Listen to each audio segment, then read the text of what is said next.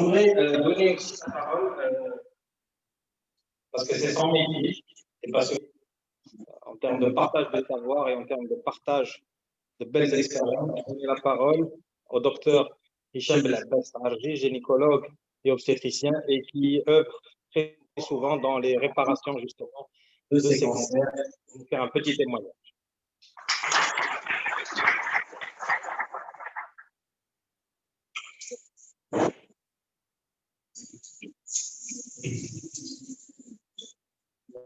C'était pas prévu, mais c'était pas prévu. C'est plaisir, c'est pas prévu. Ce que j'ai dit hier.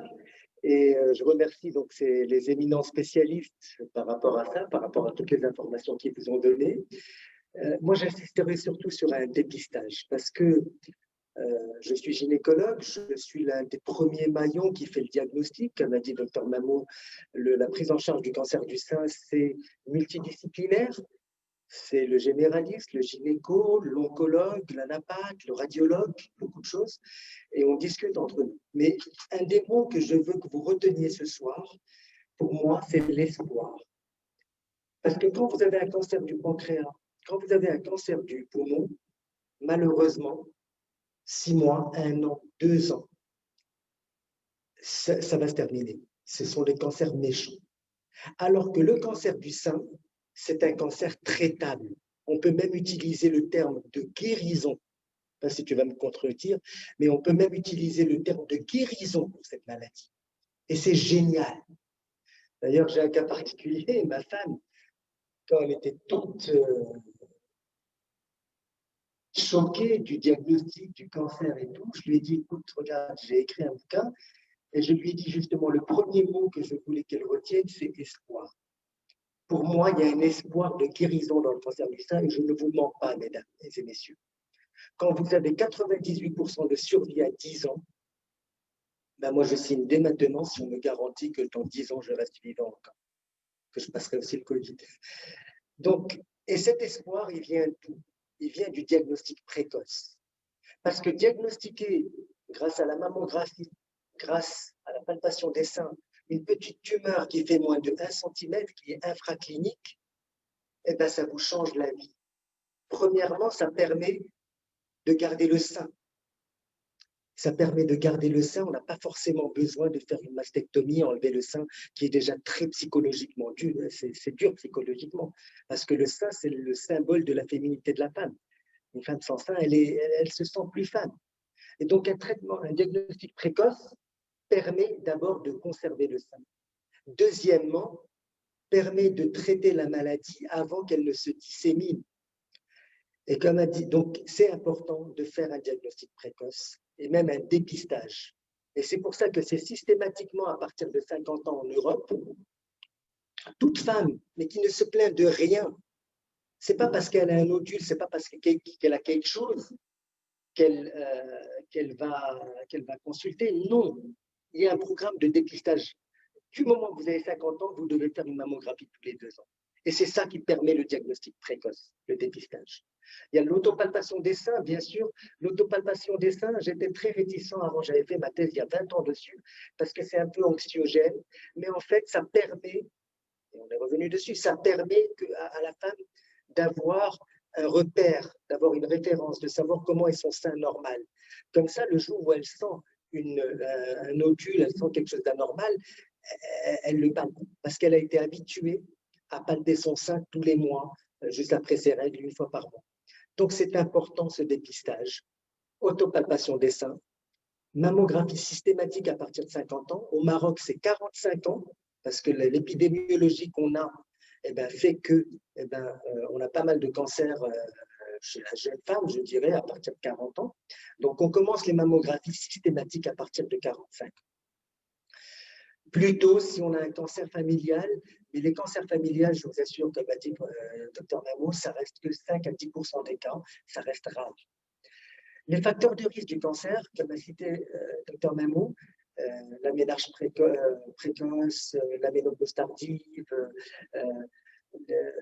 c'est des facteurs de risque mineurs. C'est comme, je dirais, quel est votre risque d'accident quand vous allez à 120 à l'heure au lieu de 130 à l'heure sur autoroute? facteur est mineur. Le cancer du sein est multifactoriel, essentiellement pour moi, la pollution, les perturbateurs endocriniens. Et ces perturbateurs endocriniens, on les vit tous. C'est la pollution, c'est les gaz carboniques et la pollution qui vont perturber le système endocrinien. L'obésité, la nourriture qu'on mange, malheureusement, on mange du bœuf aux hormones, du poulet aux hormones, du poisson aux hormones. Les pesticides qu'il y a dans les fruits, est-ce qu'il y a du bio même? Est-ce qu'on peut faire du bio de manière? Donc, si vous voulez, on vit autour de plein de choses qui favorisent le cancer du sein. Et c'est pour ça qu'il y a cette épidémiologie qu'une femme sur 8 en Europe a fait ou fera un cancer du sein et environ une femme sur 10 au Maroc. Et c'est énorme. Et je voudrais juste conclure sur des cas pratiques, encore, je vais parler encore pour 2-3 minutes. Je vais opérer la semaine prochaine une dame qui a un cancer du sein T1N0. Elle a découvert par un nodule il y a 1 mois. Je suis content qu'elle soit venue il y a 1 mois. Elle avait un nodule, je l'ai adressé vers une biopsie éco-guidée parce qu'il était petit, on ne pouvait pas le biopsier comme ça. Et l'anapathe est venue, elle a donné des récepteurs hormonaux très favorables. Et je vous assure que je lui ai dit, Madame, vous pouvez sortir, vous êtes guérie. Parce que le cancer du sein maintenant, c'est une histoire d'anapathe de type de cancer du sein. Il y a une hétérogénéité, il y a plein de types de cancer du sein. Et quand vous avez un cancer du sein qui est récepteur hormonopositif, R-septine négatif, KI67 bas, c'est des trucs techniques, l'essentiel, ce que je veux dire, c'est que c'est un bon pronostic. Et c'est ça qui va faire que vous allez vivre 10 ans, 15 ans, 20 ans, 30 ans et qu'on peut parler de guérison. C'est important. Donc, le type de cancer et la précocité du diagnostic. Donc, cette dame que je vais opérer la semaine prochaine, je vais lui faire un traitement conservateur et je suis sûr que ça ira bien. Et je ne sais pas si elle ne va pas m'enterrer dans 20 ans, dans 30 ans. J'ai d'autres cas, et j'ai bientôt fini, d'une patiente de 88 ans. Quand je l'ai diagnostiquée, elle avait un sein inflammatoire, un gros sein. Elle était obèse, elle avait de l'arthrose, elle se déplaçait pas bien. En plus, je me rappelle, je suis au 2e étage et malencontreusement, mon ascenseur ne marchait pas ces jours-là où elle était venue chez moi. Et je vous assure que je l'ai diagnostiquée juste avec, enfin, on a fait une biopsie au cabinet, très simple. L'anapathe est venue, c'était un cancer hormonosensible.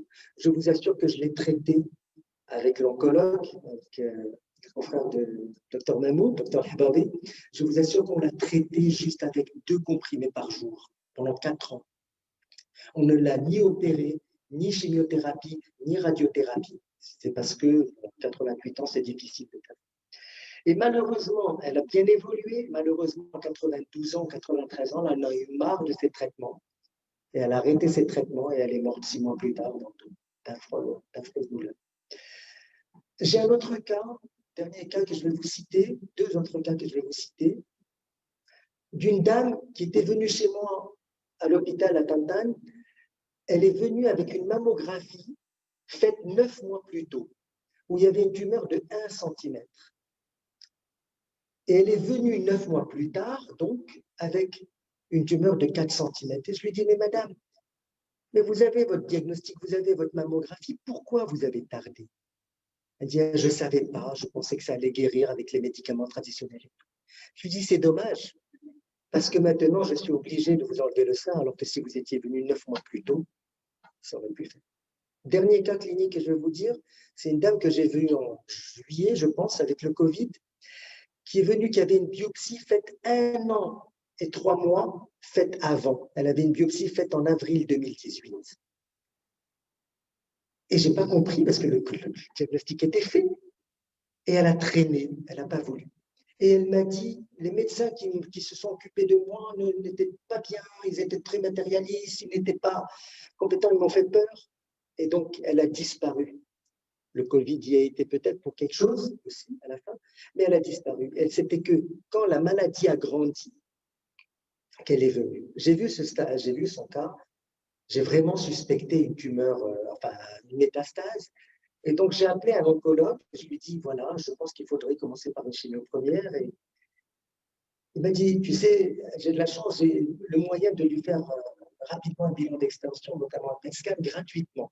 Alors, on voit la moi aujourd'hui.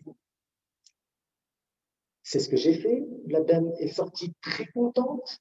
Oh, docteur, vous êtes formidable. J'étais vraiment un très bon feeling. J'appelle le médecin 15 jours plus tard. Elle n'est pas venue chez moi. Cette dame, malheureusement, je sais que ça va, le pronostic est mauvais chez elle. Donc, je voudrais terminer sur ça, sur ce mot d'espoir. Il y a de l'espoir quand le diagnostic tôt ce cancer. Il y a un espoir de guérison. Et pour cela, je le répète, auto-examen des seins et surtout mammographie systématique à partir de 45 ans. Je parle pour des gens qui ne se plaignent de rien. Pas quand vous avez quelque chose, pas quand vous sentez quelque chose, c'est pas à ce moment-là qu'il faut consulter.